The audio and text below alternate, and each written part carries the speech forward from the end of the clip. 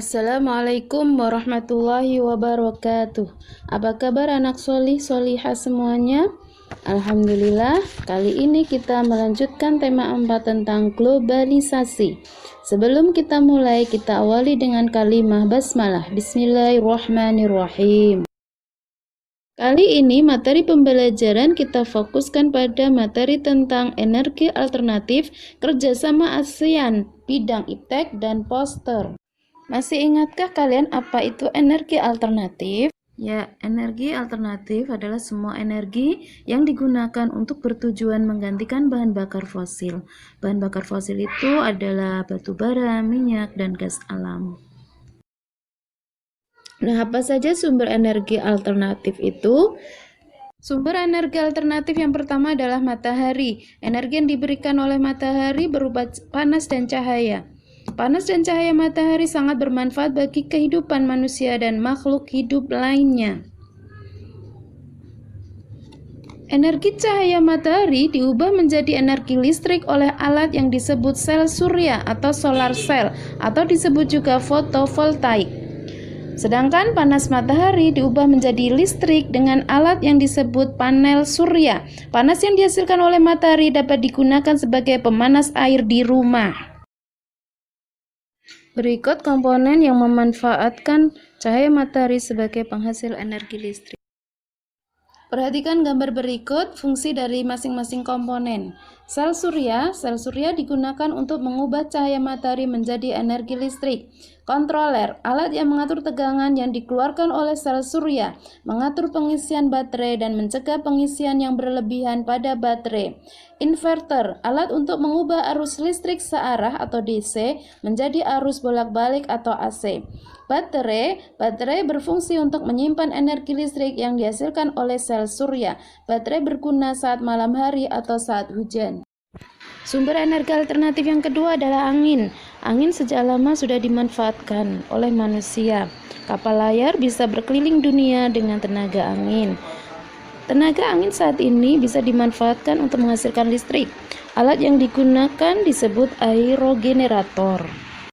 Sumber energi alternatif berikutnya adalah panas bumi. Panas bumi terbentuk dari lapisan batu yang sangat panas.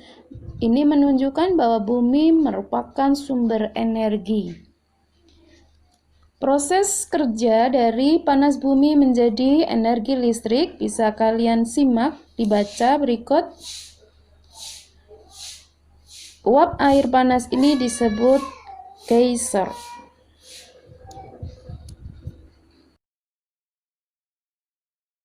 Sumber energi alternatif yang lainnya adalah biodiesel. Biodiesel yaitu bahan bakar pengganti solar. Berbeda dari solar yang dihasilkan dari minyak bumi, biodiesel dari tumbuh-tumbuhan yaitu kelapa, kedelai, sawit, jarak, dan bunga matahari. Selanjutnya adalah biogas. Biogas adalah bahan bakar pengganti gas yang digunakan untuk keperluan rumah tangga. Biogas berperan sebagai pengganti minyak tanah yang dihasilkan dari minyak bumi. Biogas berasal dari kotoran hewan serta limbah pertanian. Selanjutnya kita bahas tentang kerjasama ASEAN di bidang iptek atau ilmu pengetahuan dan teknologi. Iptek merupakan sumber informasi yang berhubungan dengan teknologi. Setiap negara berusaha untuk mengembangkan iptek, termasuk Indonesia. Komite khusus ASEAN dalam kerjasama iptek adalah ASEAN Committee on Science and Technology atau disingkat dengan COS. Sektor strategis yang dikembangkan sebagai prioritas kerjasama ASEAN dalam bidang iptek yaitu antara lain meteorologi dan geofisika, ilmu dan teknologi pangan, bioteknologi, teknologi informasi, pengembangan dan penelitian energi terbarukan, dan lain-lain. Anak solih dan solihah masih semangat ya? Selanjutnya kita bahas tentang poster. Poster merupakan salah satu jenis dari reklame. Poster memuat informasi yang singkat dan jelas dengan gambar ilustrasi yang menarik. Berikut ciri-ciri poster. Yang pertama, menggunakan kalimat yang singkat dan jelas. Yang kedua, pemilihan kata mudah dimengerti dan diingat. Yang ketiga, dikombinasikan dengan beberapa warna. Yang keempat, memadukan gambar dengan teks yang serasi. Dan yang terakhir, yang kelima, dipasang di tempat yang ramai. Anak solih dan solihah, demikian pembelajaran kita kali ini. Ingatlah, dalam mensikapi era globalisasi ini, kita tetap mengambil yang positif atau yang lebih manfaat buat kehidupan kita. Tetap berprinsip, berpegang teguh pada Al-Quran sebagai pedoman dan peringatan buat kita di era globalisasi ini. Semangat belajar semuanya.